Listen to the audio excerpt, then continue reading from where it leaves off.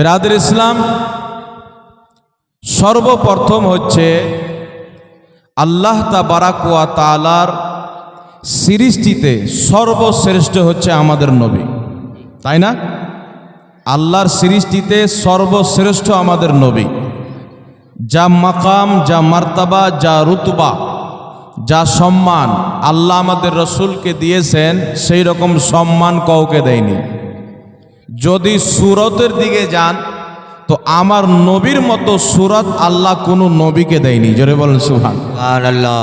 যদি ইলমের দিকে যান তো আমার নবীর মতন ইলিম জ্ঞান আল্লাহ কোনো নবীকে দেয়নি, কোনো সৃষ্টিকে দেয়নি।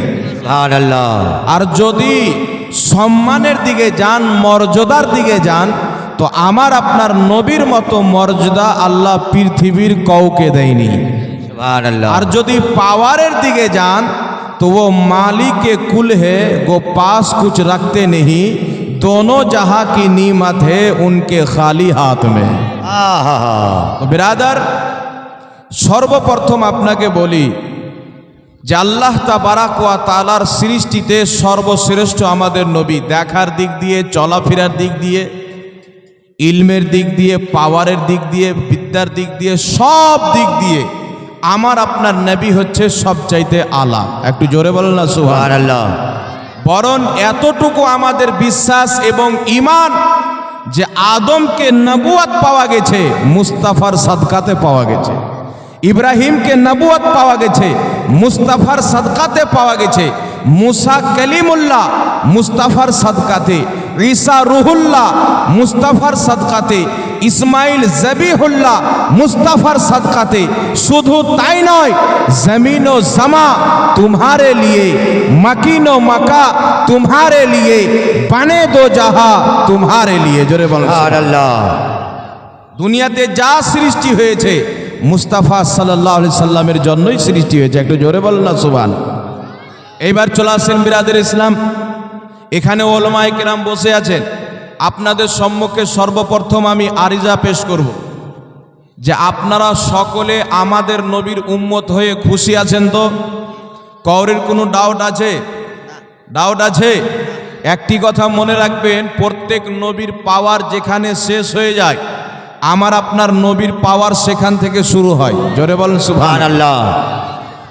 প্রত্যেক নবীর পাওয়ার যেখানে শেষ হয়ে যায় আমার আপনার নবীর সেখান থেকে পাওয়ার শুরু হয়।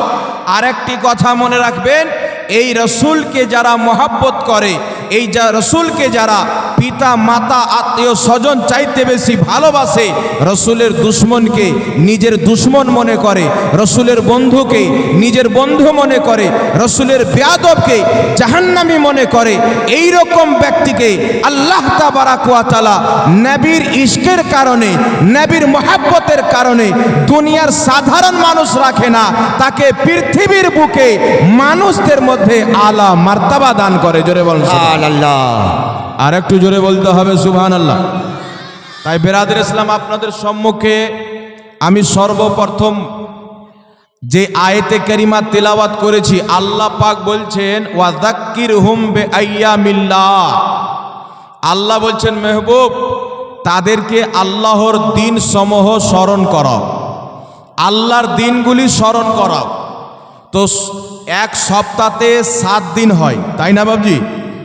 এক মাসে 30 দিন হয়। আপনাদের দিকে কদিন হয়? 30 দিন হয় না? 29 বা 30 দিন। তো প্রত্যেকটা দিন হচ্ছে আল্লাহ, কিন্তু আল্লাহ নিজের মেহবুবকে বলছেন, মেহবুব খাস করে বলছেন যে আল্লাহর দিনগুলি মানুষকে স্মরণ করাও। এর মানে কি?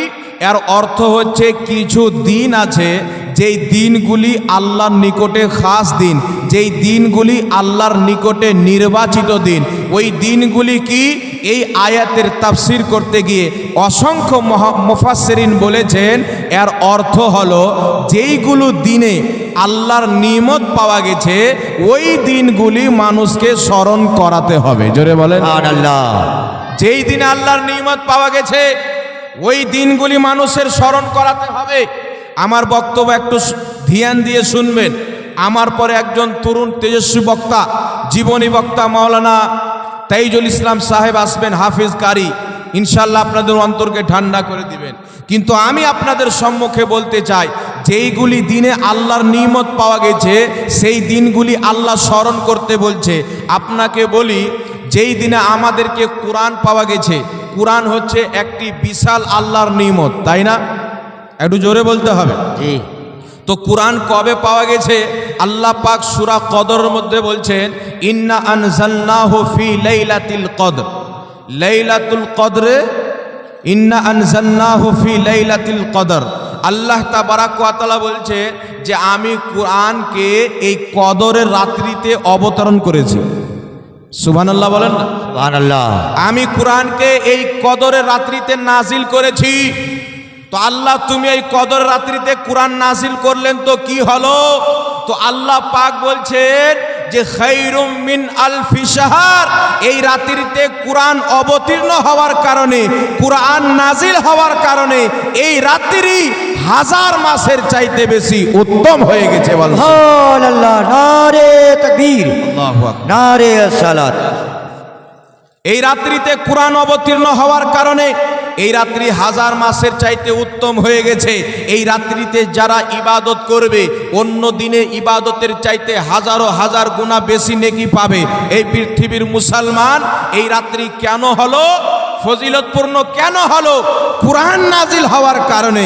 এখন আপনাদের সম্মুখে আমি বলতে চাই, আমরা যখন হাদিস শরীফ পাঠ করি, ইমাম নববী রহমাতুল্লাহ আলাইহি বলছেন, নবীকে সৃষ্টি না করা হলে কিছুই সৃষ্টি করা হতো না, কোরআন নাজিল করা হতো না, ইসলাম দেওয়া হতো না, জমিন সৃষ্টি করা হতো না, আসমান সৃষ্টি করা হতো না। ইমাম আজলুনি রহমাতুল্লাহ আলাইহি কাশফুল খাফার মধ্যে লিখতেছেন, নবীকে সৃষ্টি না করলে জান্নাত জাহান্নাম জমিন আকাশ কিছুই সৃষ্টি করা হতো না। ওয়াহুয়া সহি, এটাই হচ্ছে সহি আকীদা। তো কি বুঝতে পারলাম? কোরআন নাজিল হয়েছে, এটাও মুস্তাফার সাদকা। সুবহানাল্লাহ। কোরআন নাজিল হয়েছেন, এটাও মুস্তাফার সাদকা। তো পবিত্র লাইলাতুল কদর রমজান মাসের 27 তারিখে কোরআন অবতীর্ণ হওয়ার কারণে এই রাত্রি হচ্ছে হাজার মাসের চাইতে উত্তম।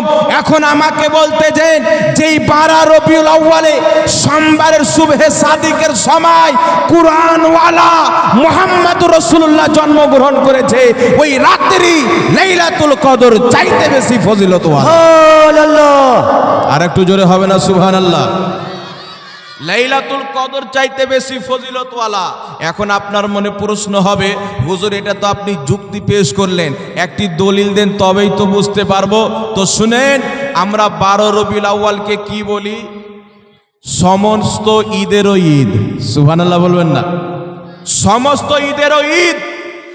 আর ইমাম কাস্তালানী রাহমাতুল্লাহ আলাইহি শারহে বুখারী নিজের কিতাব মাওয়াহিবুল্লাহ দুনিয়া শরীফের মধ্যে লিখতেছেন যে তাদের উপরে আল্লাহর রহমত হবে, তাদের উপরে আল্লাহর বরকত হবে যারা নবীর মিলাদের দিনকে ঈদ হিসাবে গ্রহণ করেছে। সুবহানাল্লাহ বলেন। সুবহানাল্লাহ। ঈদ হিসাবে গ্রহণ করেছে।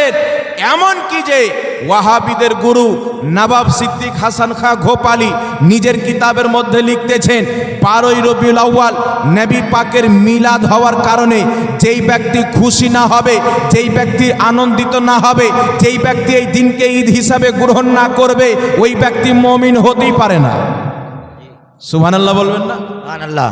ওদেরই মৌলবি বলছে মুমিন হতে পারে না। এখন শুনেন, লাইলাতুল কদরে কোরআন অবতীর্ণ হচ্ছে, তাই হাজার মাসের চাইতে উত্তম। 12 রবিউল আউয়ালে সাহিবে কোরআন আছেন, কোরআনওয়ালা আছেন।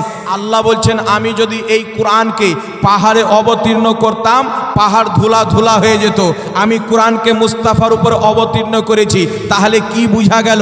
মুস্তাফা যদি সৃষ্টি না হতেন, মুস্তাফাকে সৃষ্টি করা না হতো, পাহাড়ের যোগ্যতা না যে তার উপরে কোরআন নাজিল করলে সে সহ্য করতে পারত।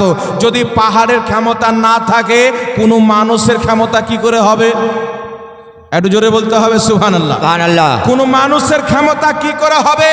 তাই শুনেন, ইমাম জুরকানি রহমাতুল্লাহ আলাই সারা মাওয়াহিবুল্লাহ দুনিয়ার মধ্যে লিখতেছেন, ইমাম ইবনে আবিদিন শামী রহমাতুল্লাহ আলাই ফতোয়ায়ে শামীর মধ্যে লিখতেছেন, আপনার ইমাম ইউসুফ নাবহানী রহমাতুল্লাহ আলাই জাওয়াহিরুল বিহার কিতাবের মধ্যে লিখতেছেন, আন্না আফদালাল লায়ালি লাইলাতু মাউলিদিহি সুম্মা লাইলাতুল কদর সুম্মা লাইলাতুল মেরাজ সুম্মা লাইলাতুল বারাত।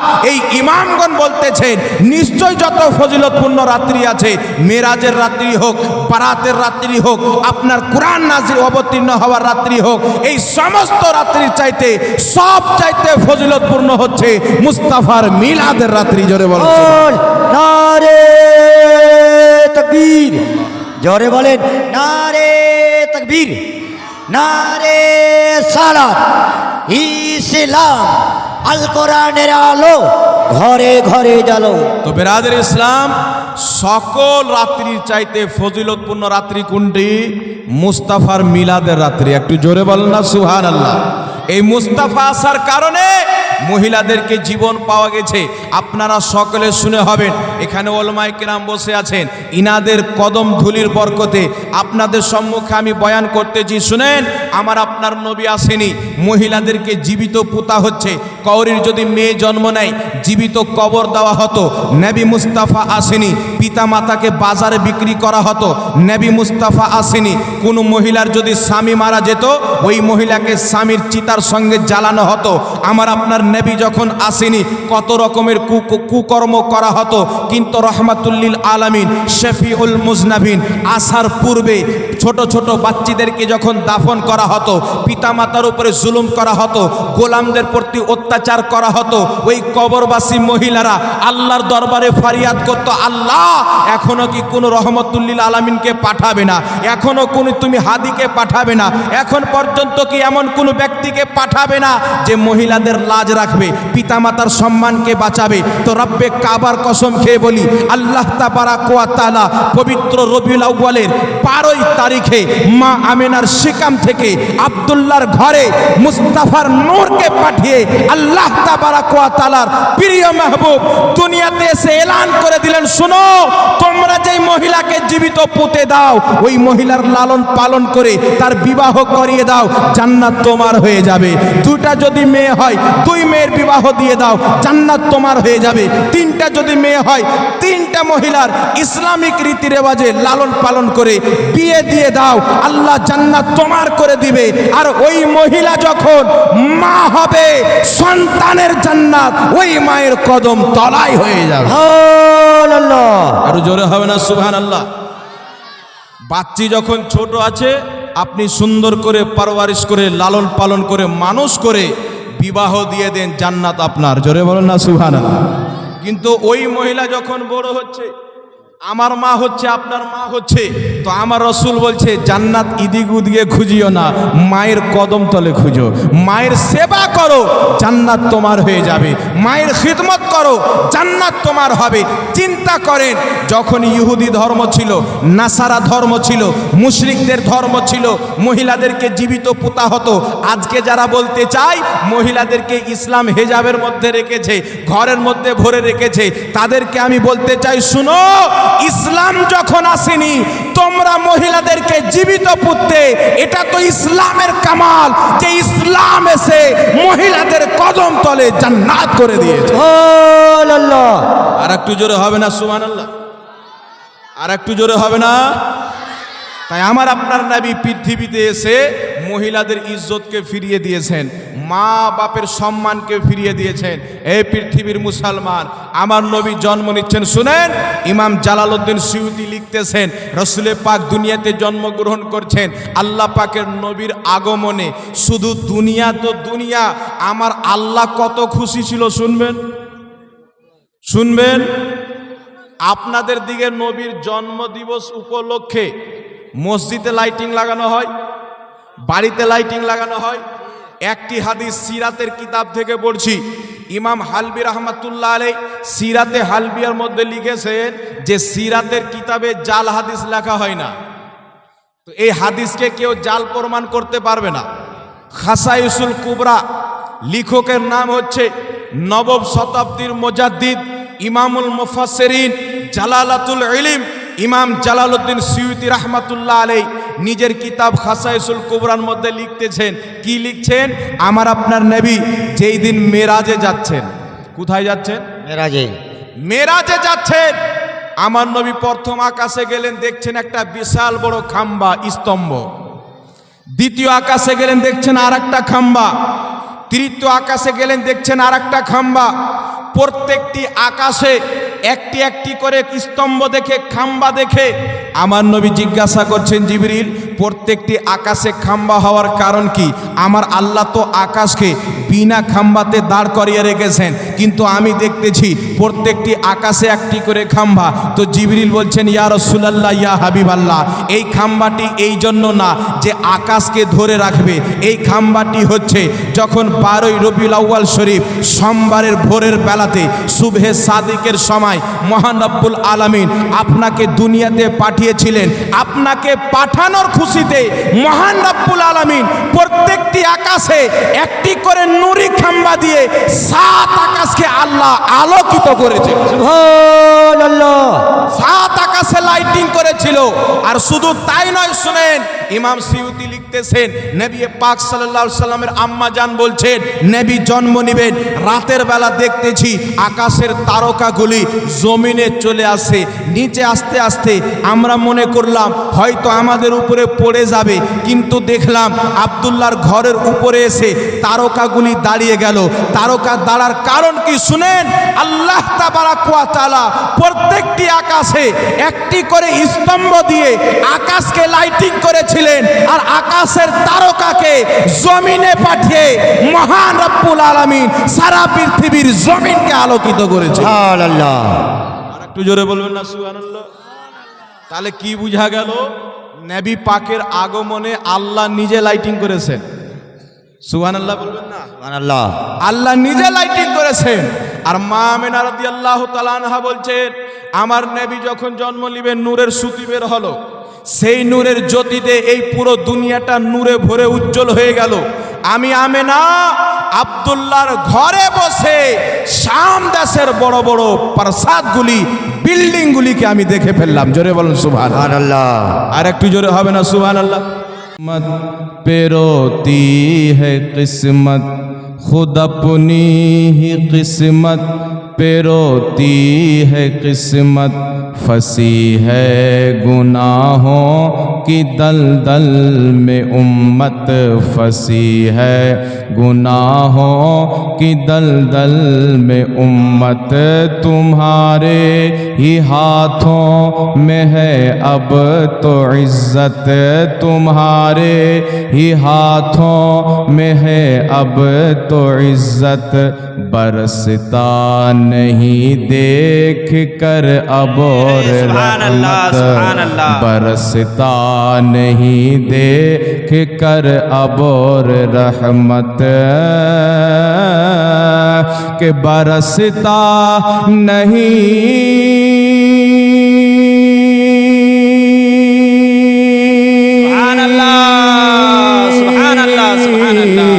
बरसता नहीं देख कर अब और रहमत, बरसता नहीं देख कर अब और रहमत, बदों पर भी बरसा दे बरसाने वाले, इशारे से सूरज को पलटाने वाले, बुतों से भी कलमा पढ़वाने वाले, बुतों से भी कलमा पढ़वाने वाले,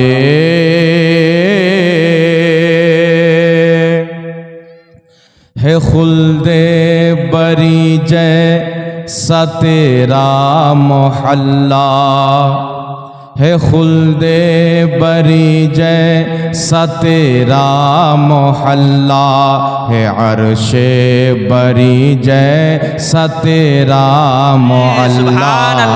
नारे तकबीर, नारे रिसालत, नारे रिसालत, उलमाए अहले सुन्नत हजरत अल्लामा मौलाना मुफ्ती जहांगीर आलम रजवी साहब किबला। नारे तकबीर, है नारे खुल्दे बरी जैसा तेरा मोहल्ला है, खुल्दे बरी जैसा तेरा मोहल्ला है, अर्शे बरी जैसा तेरा मोहल्ला है, अर्शे बरी जैसा तेरा मोहल्ला। नमाज़े मोहब्बत में बोले मुसल्ला, नमाज़े मोहब्बत में बोले मुसल्ला। तू जिंदा है वल्ला, तू जिंदा है वल्ला, तू जिंदा है वल्ला, तू जिंदा है वल्ला, तू जिंदा है वल्ला।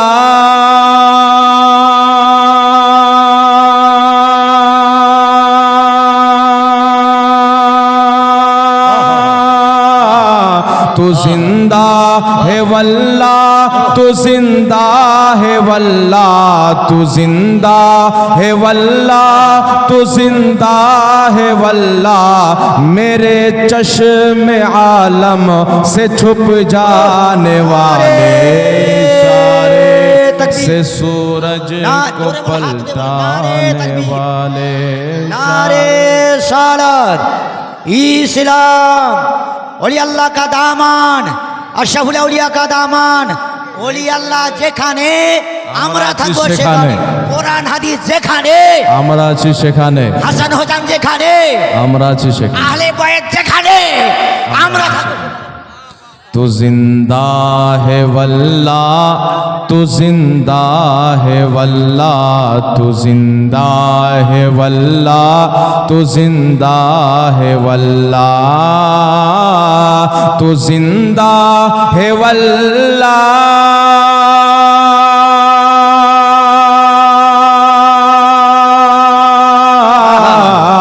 तू जिंदा है वल्ला, तू जिंदा है वल्ला, तू जिंदा है वल्ला, तू जिंदा है वल्ला। मेरे चश्मे आलम से छुप जाने वाले, इशारे से सूरज को पलटाने वाले, बुतों से भी कलमा पढ़वाने वाले, बुतों से भी कलमा पढ़वाने वाले।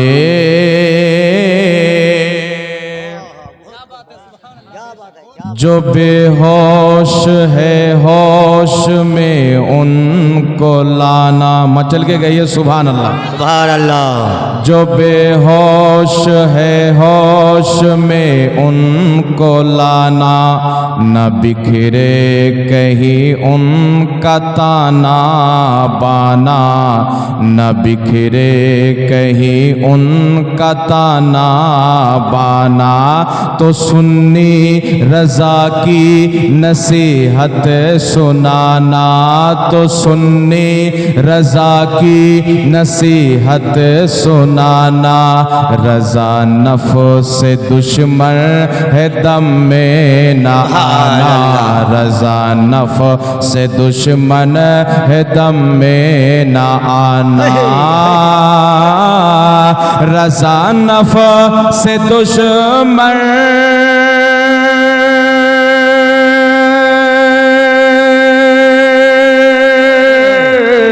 रजा नफ से दुश्मन है दम में न आना, रजा नफ से दुश्मन है दम में न आना। कहा तुमने देखे है चंद्राने वाले, इशारे से सूरज को पलटाने वाले, बुतों से भी कलमा पढ़वाने वाले, बुतों बुतों से भी कलमा पढ़वाने वाले, गुलों को पसीने से महकाने वाले, गुलों को पसीने से महकाने वाले, चमक तुझ से पाते हैं सब पाने वाले, चमक तुझ से पाते हैं सब पाने वाले, चमक तुझ से पाते